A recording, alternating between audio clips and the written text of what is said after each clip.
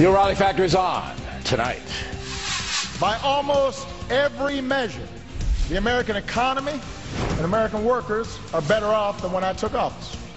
That statement is false, according to brand new Census Department economic figures. Your money is the most important issue in America today.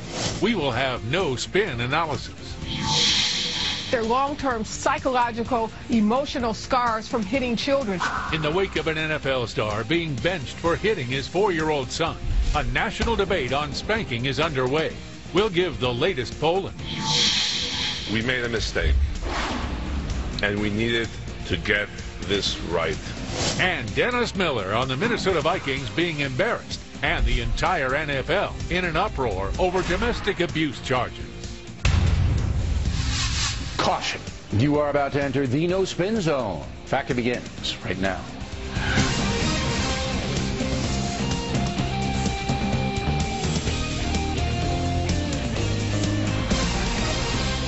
Hi, I'm Bill O'Reilly. Thanks for watching us tonight. Your money, your life. That is the subject of this evening's Talking Points memo. While the nation's attention is rightly focused on the ISIS terror threat, a more important issue for all Americans is the economy. And now there is new data from the Census Bureau. A couple of weeks ago, speaking in Milwaukee at a Labor Day bash, President Obama said this. So I just want everybody to understand, because you wouldn't always know it from watching the news. By almost every measure,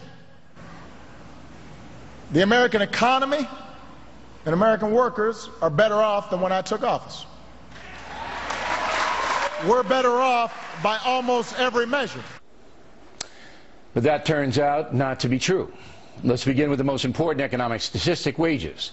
The median household income in the USA last year was about $52,000, pretty much what it was in 2012. However, over the past 6 years, median income in America has fallen 8% under President Obama. And it's worse for households led by people under the age of 65. This is important. From 2000 to 2013, their income has dropped more than 11%. That's brutal because, as everybody knows, prices have gone up big time on almost everything. So the end result is that the American middle class continues to get hammered, and President Obama's rosy outlook simply has not materialized. On the subject of poverty, it went down slightly last year, but the 14.5% poverty rate is above the rate when President Obama took office. 2013, slightly more than 9 million American families lived in poverty, a small increase since 2009. It's about stagnant when President Obama began his term, so there's been no improvement in poverty. But there's this from the Heritage Foundation. This is interesting.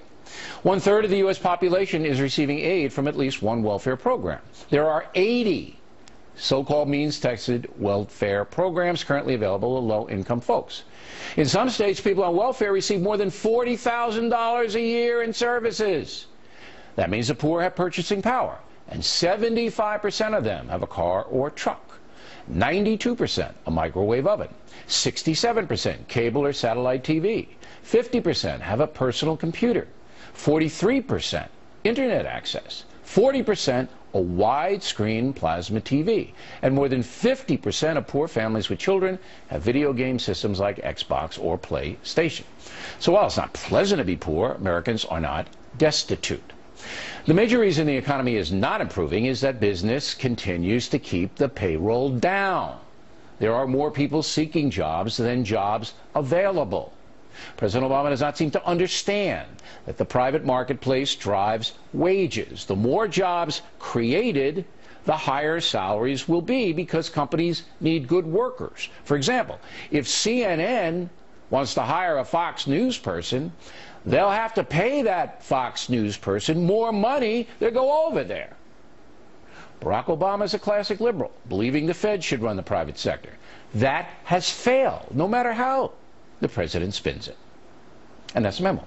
Now for the top story tonight, reaction with us in the studio, Fox Business Network reporter and co-host of Outnumbered, seen at noon on FNC, Sandra Smith, and Lauren Simonetti, also from FBN. Begin with you, Sandra. Where am I going wrong here? All right, well, the spin might stop here, Bill, but the spin did not stop with the president's comments there. By almost every metric, this economy is better off today than when he entered office. The American people beg to disagree with that. Did you see the latest Wall Street Journal NBC poll that revealed that nearly 50% of Americans still believe that we're in a recession today? And if by every metric this economy is better off now than it was in 2009, why is the president still receiving record low ratings on his handling of the economy? But that could be emotional, Sandra. I mean, you know, the president has stats that he points to, that there is job growth, unemployment rate coming down a little bit.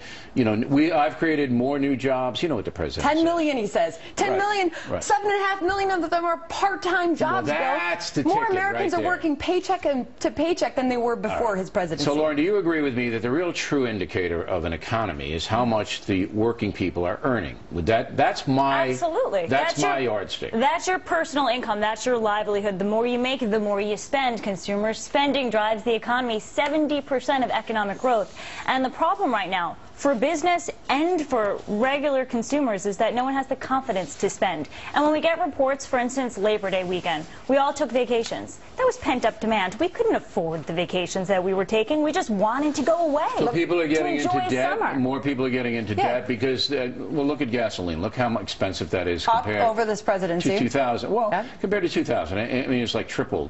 But here's what, and I'm not an economic, obviously you guys know that, I'm not an economic genius or not, but I know enough to say, if it doesn't work after 6 years, maybe you try something else. Well, but guess what they're going to tout is working, and you are going to hear this as we approach the elections, especially from the left, Bill. They're going to be touting, as the president already has been, the record-breaking stock market. We have seen record only 20% people own 80% of stocks. I know. I mean, the folks, and some people have retirement funds. That's only benefiting the rich right now. Yeah, but I mean, as you know, more billionaires than ever. As you know, if there's a terror attack or something, that market gets down 600 points in 30 seconds because of the internet. But what I'm saying is, what good is the record-breaking stock market, Bill, if the average American isn't invested in it? But here's my question. He's not changing. He's not changing. See, for me, I'd cut the corporate income tax. No, in fact, he's making it more difficult. I cut it down. Yeah. I'd say, look, we have the highest corporate income tax in the world. All right, we need more jobs.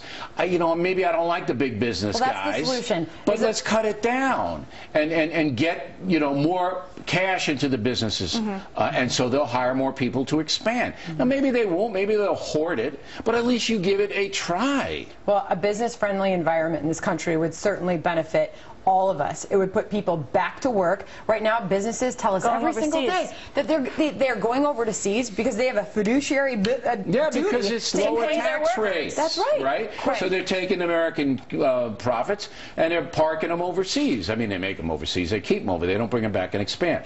But again, do you think it's personal with President Obama? He's just too stubborn to change, Lauren? Do you think he's just too stubborn to change? I don't think he's a capitalist. I don't think he understands real economics in many ways. When you look at the price of everything, and you mentioned this in your talking points, the average American will get a bump this year in pay, 3%. Guess what inflation is? The cost of living. It's going up around 2%. So if you're making a little bit more, mind you, during the recession when all your colleagues lost their jobs and you might have gotten their job, but no increase in your pay, you're doing 2 jobs now. Yeah. And you finally get a 3% increase. And healthcare costs are going up despite Obamacare. Healthcare costs are going up. Mine tripled. Do you try grilling this summer? It might be worth dying for me, you know, because it's so, you know, I'm probably not, but it's a lot of money that my healthcare is going up. And you're mentioning a very good point. Healthcare costs. That's another reason businesses aren't hiring. Because they don't They don't want to pay the health care for the 40-hour a week. Let me tell you what they're doing. Last word. They're paying workers in cash. This is becoming more of a cash economy because the workers stay off the books and for the company, and those workers get the cash under the table. They keep their benefits. When I used to go out with the Boulder Fresher show with Glenn Beck, he wanted to be paid in gold. He wanted gold. You know, a little bit of a problem, but we worked it out. Ladies, thanks very much. Next on the rundown, while the Obama administration says it wants to destroy ISIS, some Americans say that's not possible. We'll hear that point of view. Later, Miller on chaos within the National Football League. A former Monday Night Football commentator has some strong things to say this evening. And the Factor is coming right back.